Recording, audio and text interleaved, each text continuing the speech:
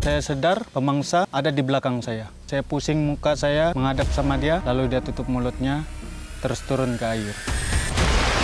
Bukan senang kita nak jumpa satu spesies binatang yang tak mati-mati. It will live 70 years, 80 years. Dalam masa yang tak semena-mena, buaya itu menerkam saya, gigit di bahagian kepala lah.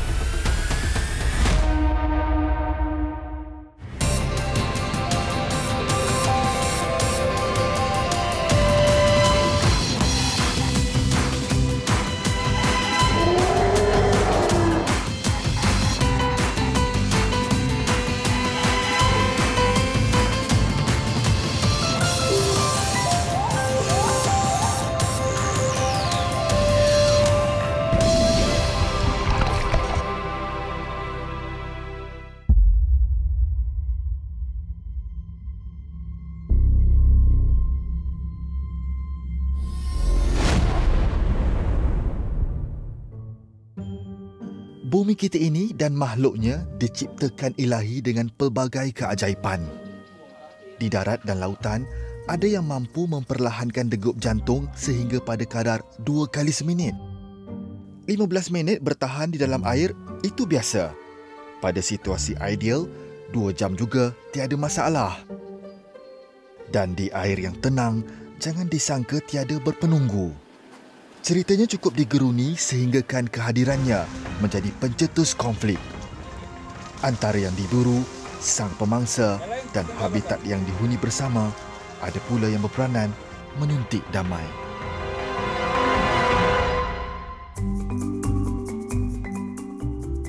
Paya Indah Wetlands, Dengkil, Selangor merupakan lokasi konservasi buaya liar hasil daripada operasi menangkap dan menyelamat buaya di seluruh semenanjung Malaysia.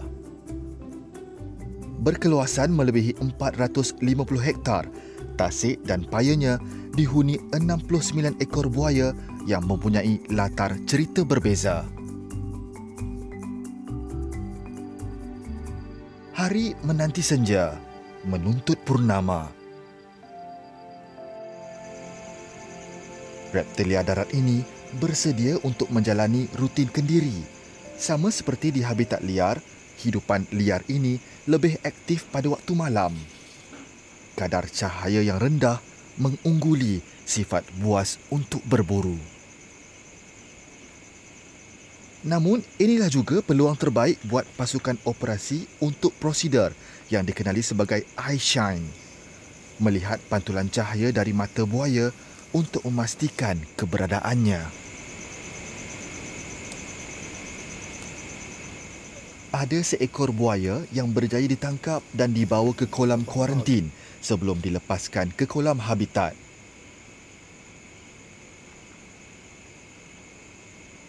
Berjaga malam sudah biasa. Inilah rutin Cosmas John, 42 tahun, mengetuai misi pemantauan bersama rakan sekerjanya.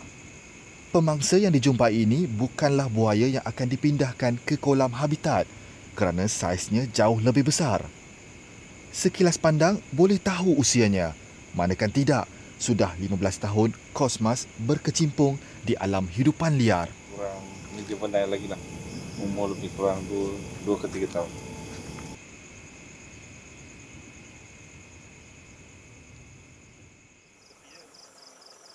Segalanya bermula dengan sebuah aduan.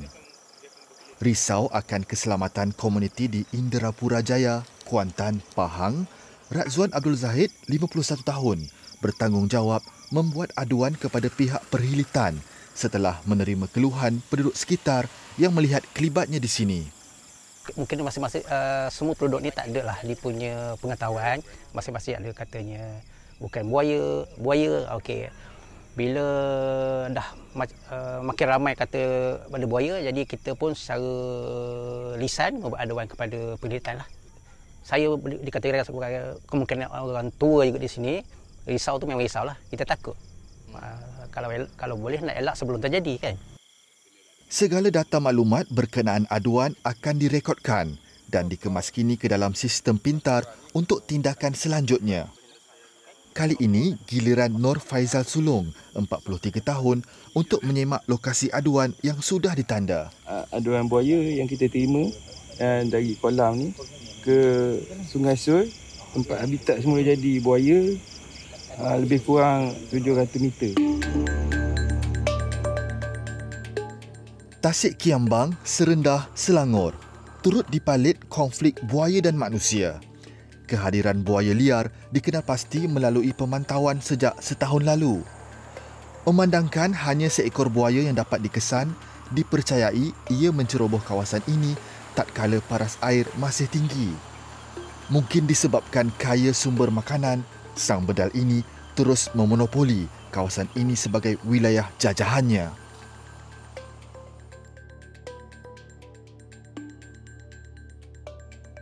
Hujan renyai tidak merebah semangat dalam usaha ini. Berhadapan dengan hidupan liar bukan seperti menetap janji untuk sebarang perundingan.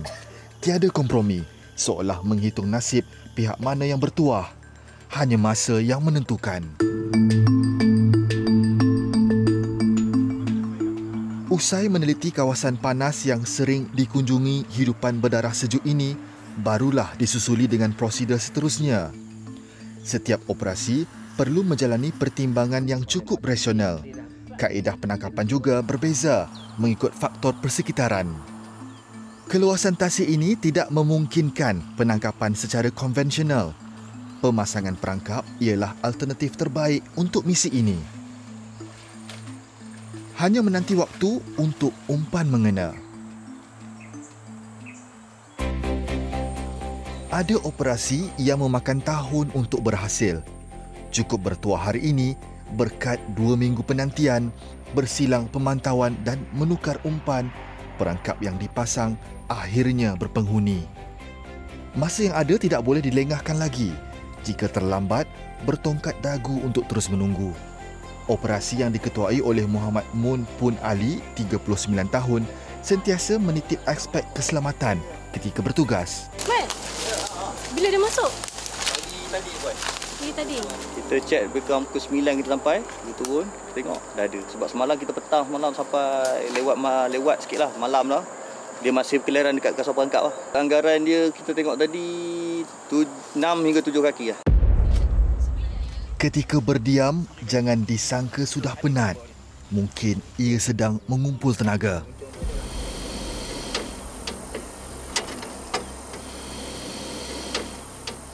Muhammad kelihatan tenang sepanjang operasi berjalan.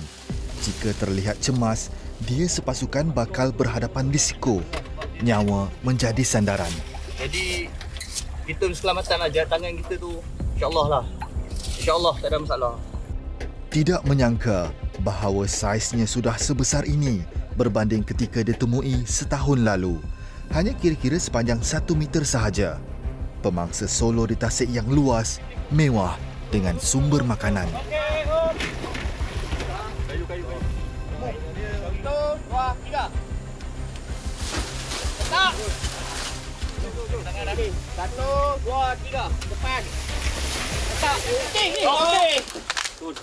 Napas dia, tengok dia cool lah. Dia relax kan. Tapi dia ada berapa kali dia akan tarik kuat, dia tarik kuat sampai tahap dia akan wadah tu dia naik. Masa tu dia dah cas tenaga dia. Masa tu yang pegang tu, yang kat perut depan ni dia kena maklum. Oh, jaga. Jaga tu makna dia akan masa tu dia akan nak pusing, dia akan bergerak.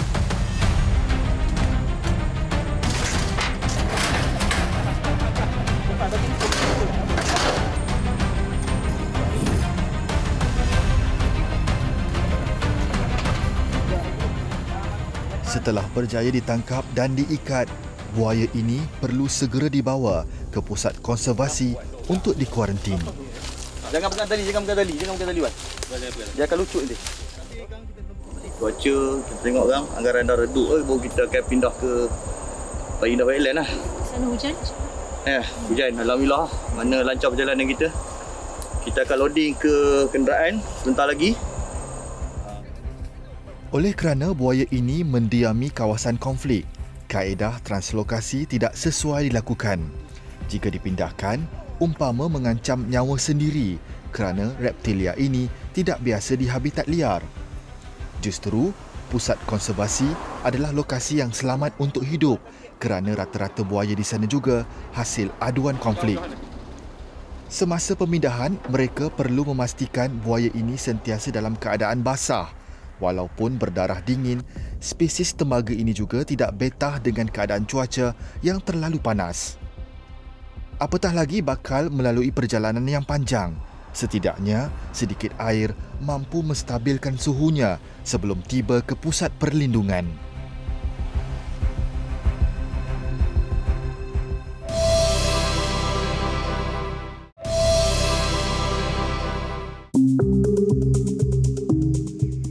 Sementara itu, di Dengkil, Selangor, operasi menangkap buaya konflik di kolam kuarantin bermula.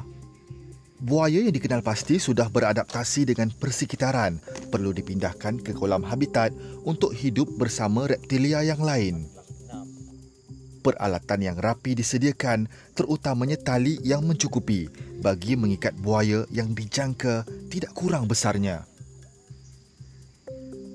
Mengintai secara umum, tiada sebarang kelibat pemangsa ditemui. Maka, pemantauan secara dekat dilakukan untuk melihat keberadaan dan tingkah lakunya.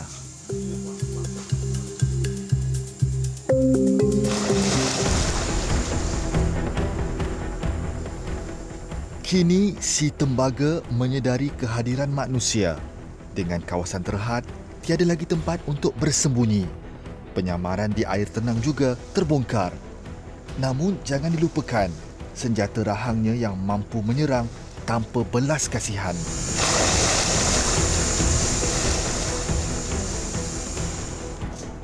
Kewujudannya disahkan sebelum operasi bermula. Taklimat adalah penting bagi memastikan kelancaran operasi. Di sini saya akan membagikan tugas-tugas. Mana saya memerlukan untuk bahagian tanjung bahagian kepala seorang, tali backup seorang, ikat mulut kaki kanan berdua, ikat kaki di bahagian depan. Di situ saya memerlukan seorang dan pembantu lagi berdua. Kaki belakang pun berdua dan ekor seorang. Saya akan memberi arah dari masa ke semasa untuk kita selesaikan tangkapan buaya tersebut. Berpengalaman 20 tahun berkhidmat menyelamatkan hidupan liar, Anwar Hasim, 54 tahun, pernah mengikuti operasi menangkap buaya seberat melebihi 1 tan, sejarah yang sukar dilupakan. Namun, tatkala mengamati peristiwa hitam dalam hidupnya, parut di tangan mengimbau terowong masa bahawa dia pernah berhadapan detik mencemaskan. Tangan ni. Kalau sebelum tangan ni ada cerita yang lagi inilah pengalaman saya pernah digigit buaya iaitu di bahagian kepala lah. Menerima lebih kurang dalam 34 jahitan. Dalam masa yang tak semena-mena, buaya itu cuba menerkam saya. Waktu tu ialah saya dengan dia sajalah. Anggaran buaya itu lebih kurang dalam berat dia anggaran lebih kurang dalam 4 ke 500 kilo lah. Yang ada saya punya pengalaman yang saya kata lebih kurang dalam 20 tahun lebih kot. Saya cuba curahkan kepada kaki tangan hidupan liar, Jabatan Penelitian untuk sama-sama kita memperbaiki teknik-teknik tangkapan kita dari segi ikatan, dari segi keadaan buaya itu.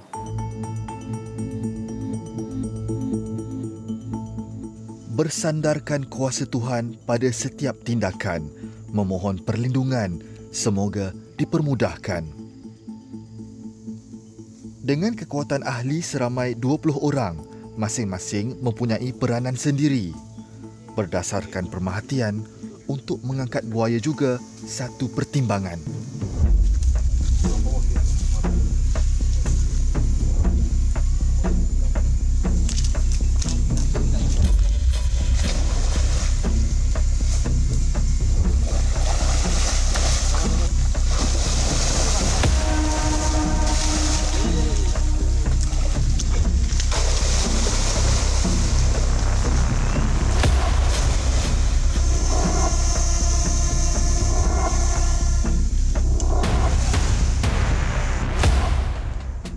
Penglihatannya perlu dihijabkan supaya tidak mengesan tindakan pasukan untuk melakukan prosedur seterusnya. Hanya menunggu arahan untuk menerkam secara serentak.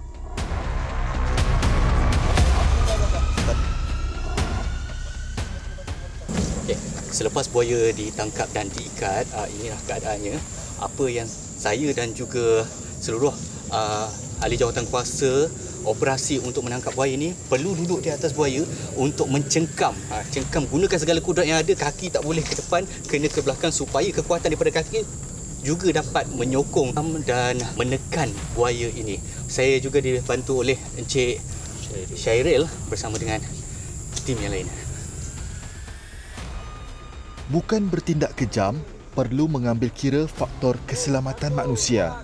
Senjata utama buaya ini perlu diikat ketat. Jika tidak, keberangkalian untuk berhadapan dengan keupayaan reptilia ini tidak terduga. Bahaya menanti. Biarpun tidak agresif, namun segenap kudrat perlu dikerahkan. Ini baru keluar dari kolam kuarantin. Untuk ke kolam habitat, ujian morfologi perlu dilakukan, iaitu kajian bentuk serta struktur badan organisma dan ciri-ciri khas, antaranya data berat, jantina dan panjang. 377. Semua maklumat sudah diperolehi. Kini, tiba masanya untuk membawa si tembaga bertemu saudara baharu.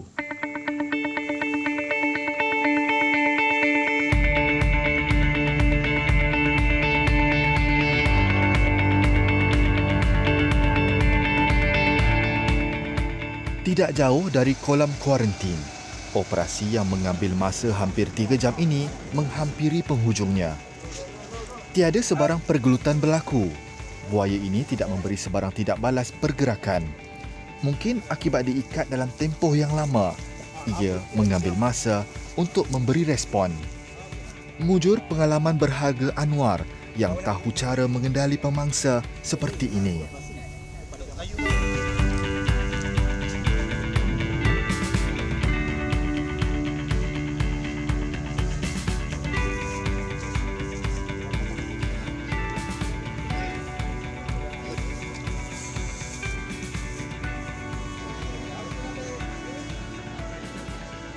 Setiap kali buaya dilepaskan, tugas pegawai perhilitan Khairul Amirin Muhammad untuk memantau kondisi buaya dari masa ke masa. Tujuannya bagi melihat perilaku buaya di persekitaran yang baharu.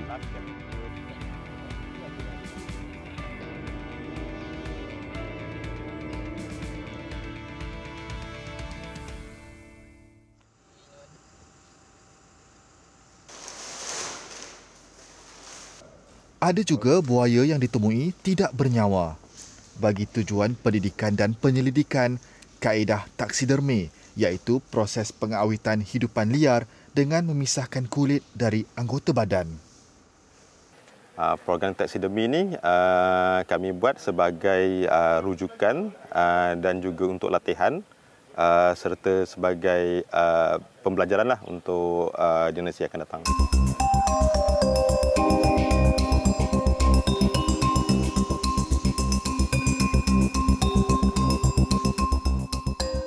Setiap makhluk yang diciptakan pasti mempunyai peranan dan tempatnya yang tersendiri dalam piramid kehidupan. Haiwan di darat atau air menjadi sebahagian daripada ekosistem yang melestarikan keseimbangan alam. Dalam fitrahnya yang paling terbaik, manusia yang dikurniakan akal sempurna diamanahkan untuk melindungi dan menjaga diri dan makhluk yang berkongsi dengannya. Namun dalam fitrah yang paling buruk, manusia jugalah punca dan pencetus kemusnahan sesama spesiesnya.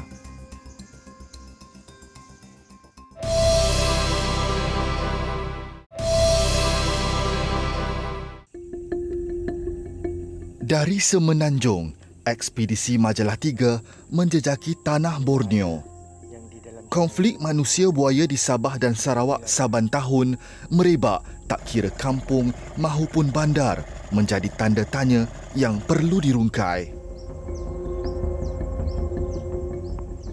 Sandakan di hujung negeri di bawah Bayu menyimpan 1001 rahsia sang bedal yang kami cari. Tidak jauh dari bandar, mencari rezeki di Ceruk Kampung bagai satu nikmat lama didamba pemandu lori Asis Bakri. Namun, ketenangan di hulu Sungai Batang dipecah detik cemas. Bersemuka dengan rahang bengis buaya, hampir meragut nyawa bapa 4 beranak ini. Mengenang realiti pahit pada tahun 2019, ingatan Asis segar bagai peristiwa semalam. Masa itu, saya sudah habis merambat, saya mengasih naik rambat dan mengeluarkan udang. Air surut dan suasana suram menjadi senjata utama sang buaya menghendap. Tanpa disedari, Asis dan rakan leka memukat udang dan ikan kecil yang bermain di gigi air, diintai sang pemangsa buas. Saya membelakangkan air. Masa kejadian itu, saya terkejut. Kami ada 5 orang, semuanya berlari. Saya pun tidak boleh dapat lari di mana-mana. Saya terkejut. Dan saya sadar pemangsa ada di belakang saya. Saya tidak lari. Saya melihat dia di belakang, saya pusing muka saya menghadap sama dia. Lalu dia tutup mulutnya, terus turun ke air. Mungkin nasib sudah menyebelahi saya. Saya tidak diterkam. Dan sekarang pun saya lagi hati-hatilah. Nekat meninggalkan tugas memandu lori yang juga berisiko tinggi, Asis memilih untuk memukat hasil sungai, berkongsi rezeki dengan buaya. Saya tidak membenci dan saya pun tidak berani dan tidak juga berapa takut.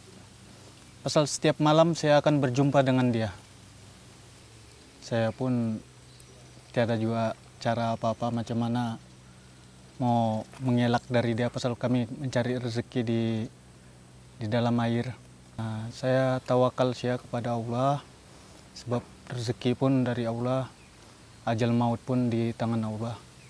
Jadi selagi kita berbaik dengan dia, insya Allah dia tak akan mengacau kita.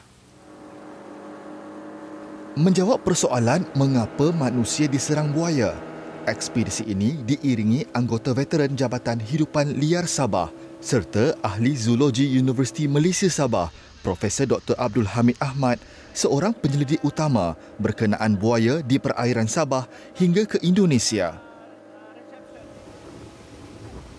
Mula berjinak dengan subjek buaya sejak tahun 1989.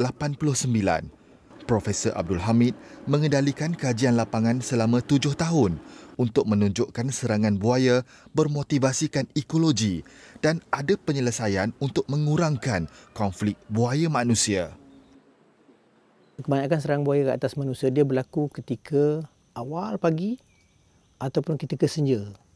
Masa ni kita dah gelap dah kawasan tu. Jadi kegelapan ni dia punya pelindungan dia. Sebab buaya besar ni kita jarang tengok. Kita jarang sangat tengok. Even kalau kita buat tinjauan buaya pada waktu malam, buaya besar ialah buaya yang paling jarang kita tengok. Kalau kita jumpa buaya besar banyak, kita memang ada masalah yang sangat besar. Okey. Jadi cerita dia yang memangsai itu, dia akan menunggu pada waktu gelap dan kalau pertemuan di antara mangsa dengan pemangsa itu boleh berlaku pada ketika itu, dia akan serang. Karnivor ini tidak memilih. Darah dagingnya sendiri turut dibedal. Nisbah saiz mangsa buaya adalah 1:5. Buaya bersaiz 15 kaki, contohnya, perlu membaham makanan bersaiz 3 kaki. Dia bersembunyi dan dia menunggu mangsa dia. Kalau buaya tu besar, misal kata dia memangsai lembu ataupun kambing, bila dia gigit tu, dia akan tarik masuk dalam air. So the struggle happen underwater.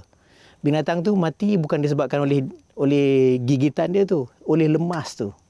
Lepas mati, baru dia makan lah.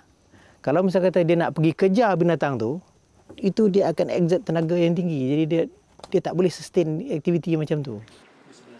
Peningkatan populasi buaya Sabah hasil usaha kerajaan negeri yang melindung reptilia ini dari pemburuan besar-besaran sejak tahun 1986. Perangkaan pada tahun 2019 merekodkan hampir 3,000 ekor dikenal pasti Jabatan Hidupan Liar.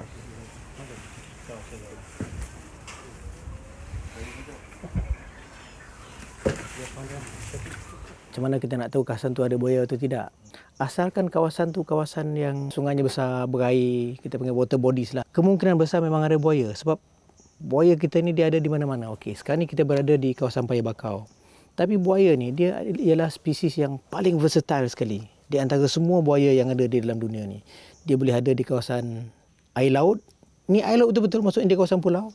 Dia boleh berada di kawasan muara, brackish water macam air payau tempat sini. Dan dia boleh berada di fresh water. Kalau misalnya kita naik ke hulu-hulu sungai, di mana kita ada ladang kelapa sawit yang orang buat kolam, ada buaya dekat situ. Jadi ini buaya yang paling versatile. Katakan kita nak tahu, kawasan ni ada buaya, kawasan ni tak ada buaya. Sebenarnya orang yang boleh menentukan kawasan tu biasa ada buaya dan biasa tak ada buaya ialah orang yang tinggal di situ. Kajian lapangan yang dijalankan Profesor Abdul Hamid melibatkan perairan utama termasuk Sungai Klias, Sungai Paitan, Sungai Serudung dan Sungai Kinabatangan yang menghubungkan negeri. Data seperti saiz, musim bertelur dan menetas menjadi penunjuk dalam memahami tabiat reptilia ini. Profesor Abdul Hamid yang turut berkongsi maklumat bersama pengkaji antarabangsa menegaskan konflik buaya manusia turut berlaku di seluruh dunia. Dia kata kawasan-kawasan ladang kan, biasanya tak ada buaya lah. Tiba-tiba in certain years, ada buaya dekat kolam situ. Kenapa jadi macam tu? Selepas kata 10-15 tahun ada banjir besar. Bila banjir besar, ini peluang untuk buaya itu menguasai kawasan. Dia pergi lebih jauh lah, maksudnya pergi ke hulu-hulu sungai. Jadi dia akan masuk ke dalam kolam tu. Mungkin banjir itu seminggu lah begitu kan. Kemudian air tu pelan-pelan surut kan. Dia tinggal di situ. Buaya tu tertinggal di situ. Katakan for the next 10 years, tak ada banjir besar. Di situlah dia tu. Buaya, spesies dari zaman dinosaur, mampu hidup di mana-mana. Dengan peningkatan populasi dan saiz yang menyebabkan manusia menjadi mangsa, tiba masa penyelesaian dilaksana. Berita baik, Majalah 3 menjadi perakam jalan penyelesaiannya.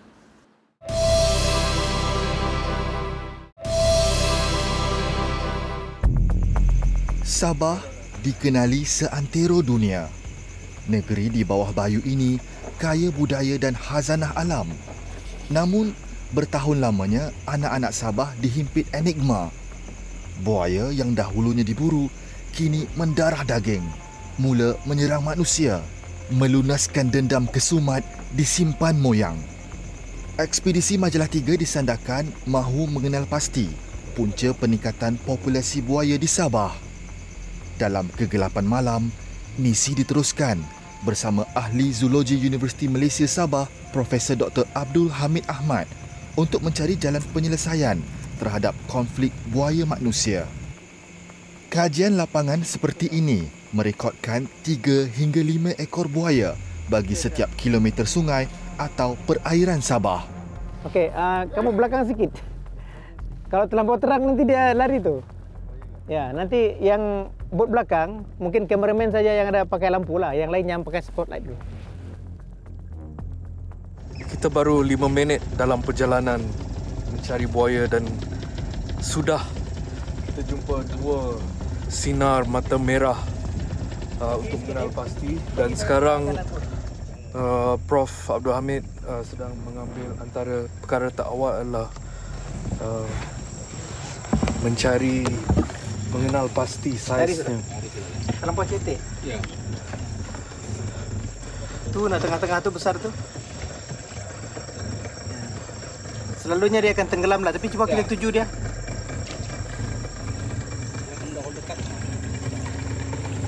Masih tu. Jadi berapa dekat kita perlu berada untuk kenal pasti data-data awal? Tadi tu saya nampak sudah. That one is a hatchling, class 1, below 50 centimeters. Okay. This one, I think this one is quite large. You can see both of the eyes. Okey lah Dir, kita pergi majulah. Kalau boleh saya nak tangkap dia. Leka membaham udang dan ikan kecil di gigi air. Anak buaya kurang peka pada potensi bahaya yang menantinya.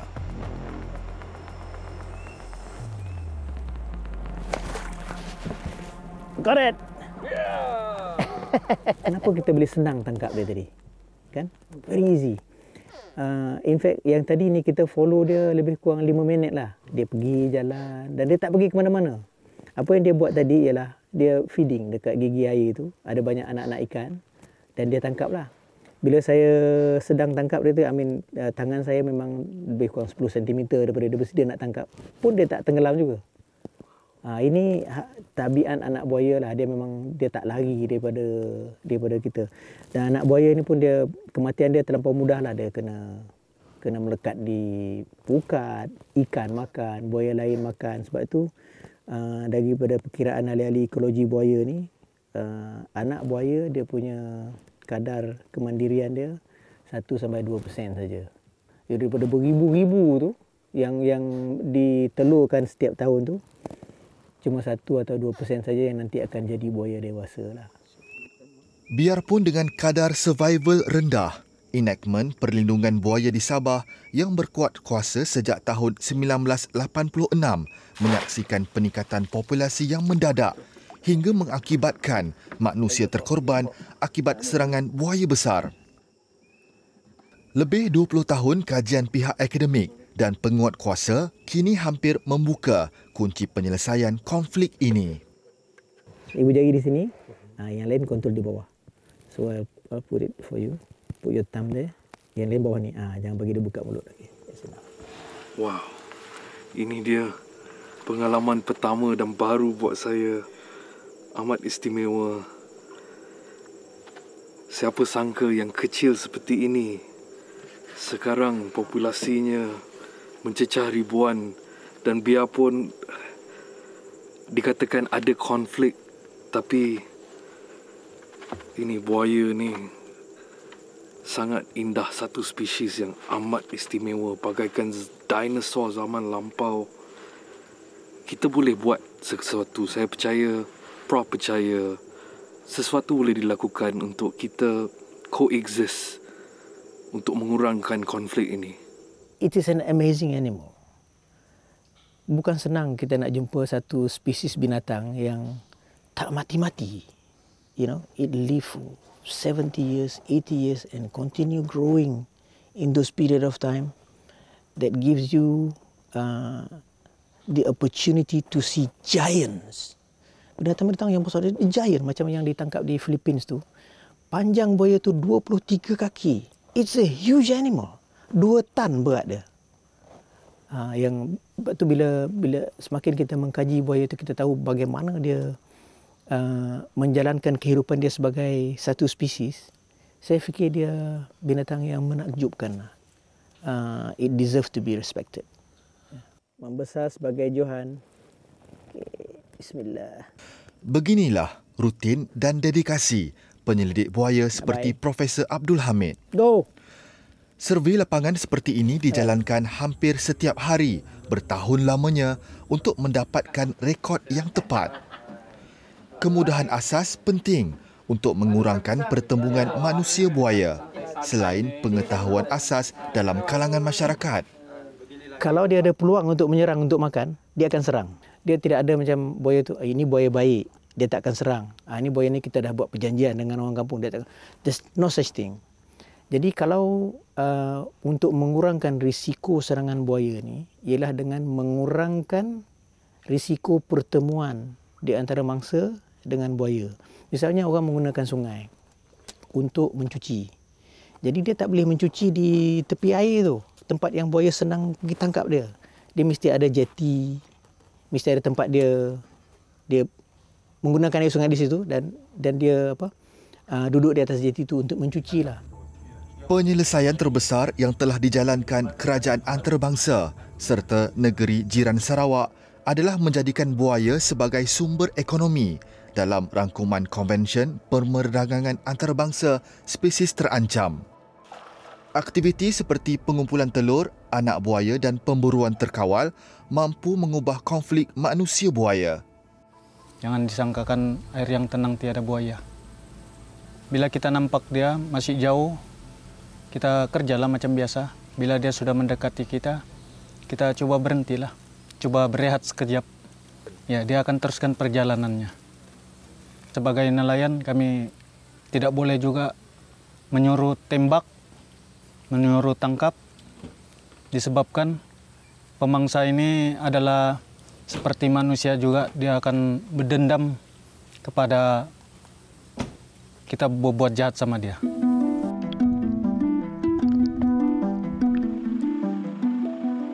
Ekspedisi diteruskan ke Kampung Dandulit. Rezeki yang tidak dirancang, kami dihubungkan dengan Sapilin Mat Yasin, Setiausaha Agung Pertubuhan Kebajikan dan Kebudayaan Masyarakat Tidong untuk mengenali etnik Tidong.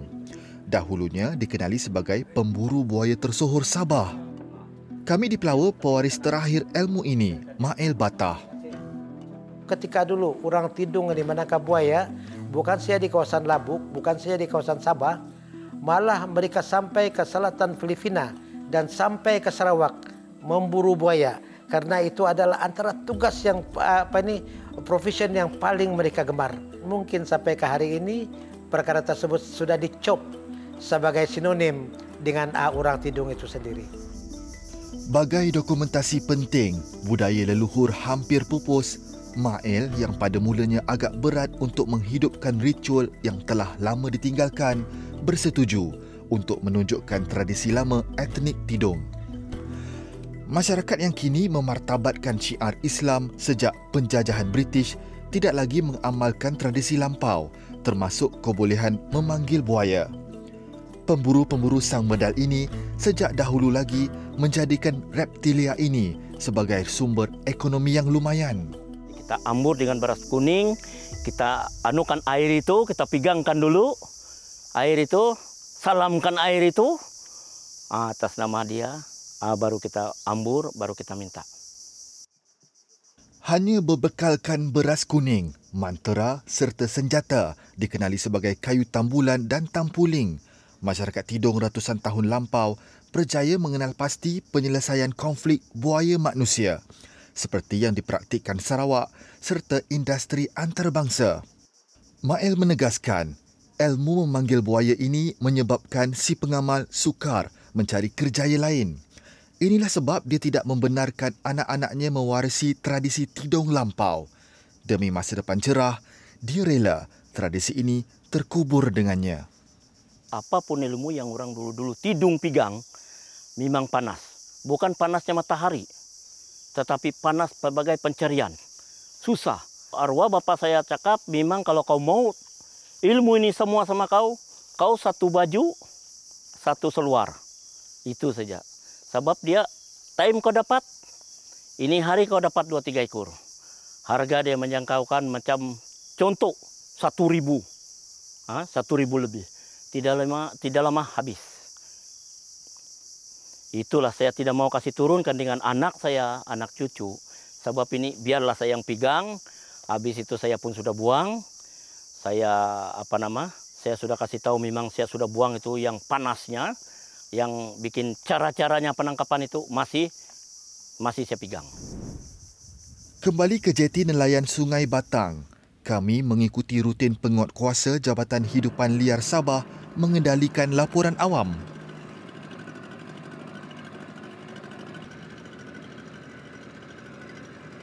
Apabila berlaku konflik, kita sebenarnya di Sendakan ini kawasan pentadbiran kita luas. Melibatkan 3 daerah utama, Beluran, Sendakan, Selir dan juga Telupit, Sugut. Bila ada aduan, kita akan terus bertindak. Walaupun apa cara sekalipun, hari Sabtu hingga Ahad kita on time. Dan kita akan ke lokasi apabila dapat aduan, bagi arahan dan pastikan SOP itu dipatuhilah. Bergantung kepada kes, misi seperti ini dikendalikan dengan jumlah anggota yang kecil. Anggota Jasni Gingsos, antara penembak veteran yang berkhidmat mengekang konflik sang bedal. Apabila berlaku serangan yang menyebabkan kematian, kita akan melihat sebagai satu yang sangat serius dan akan menjadi isu besar. Jadi kita untuk perkara-perkara sedemikian serupa ini, kita akan minta kepada daripada pihak pengurusan untuk arahan. Kita tidak sewenang-wenang terus tembak. Di Sabah ini kita merujuk kepada enactment kita, dia spesies buaya tembagadi dia jatuh kepada jadual 2. Dari segi pengurusan, kita belum lagi ada kota untuk penuaian buaya ini. Walaupun pun dia dalam proses lah. Tetapi kita akan jalankan untuk mengurangkan populasi bagi kawasan-kawasan yang mempunyai konflik. Awal pagi, paras air masih cetek. Kondisi terbaik untuk mencari buaya. Lebih sekadar mencari dari perahu, Hussein dan Dasni turut ke tebing dan kawasan tersorok memastikan tidak terlepas pandang. Spesies buaya ini adalah spesies yang berada di dalam air. Semasa aduan, pengadu akan nampak. Timbul ke ataupun dia naik ke tebing sungai ataupun ke kawasan perumahan, dia nampak. Apabila kita datang seberapa jam selepas aduan itu mungkin buaya sudah tenggelam dan sebagainya. Itu adalah satu cabaran kita, tapi itu bukanlah satu masalah utama. Tentang operasi gagal dan berjaya itu biasa bagi kami. Itu lumrah. Jadi kita tidak pernah rasa kecewa artinya kalau ada aduan, tadi ada di situ begini-gini. Iya, tetapi dia adalah makhluk yang hidup di darat dan juga di air. Kita di darat saja, di air pakai oksigen dan sebagainya, dia normal.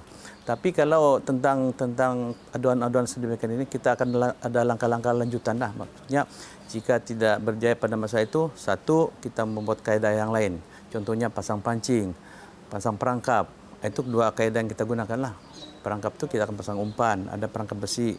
Pasu pancing gunakan pancing biasa, kita ada pelampung gelen. Apabila dapat, kita tidak tunggu perangkap tu, kita tidak tunggu jerat yang pancing guna pelampung gelen tu. Kita biarkan situ, kita akan bekerjasama dengan komuniti yang di situ tu untuk melumpuhkan kita. Ini berjaya juga, berjaya. Bagai tahu akan niat kami, tiada buaya yang timbul walaupun kami menunggu hingga maghrib. Berevolusi sejak 82 juta tahun dahulu, buaya adalah makhluk legenda yang turut berkongsi sejarah dengan nenek moyang kita. Tamadun lampau membuktikan konflik buaya manusia boleh diatasi. Kini selepas usaha konservasi membuahkan hasil, tiba masanya buaya dijadikan pemacu ekonomi.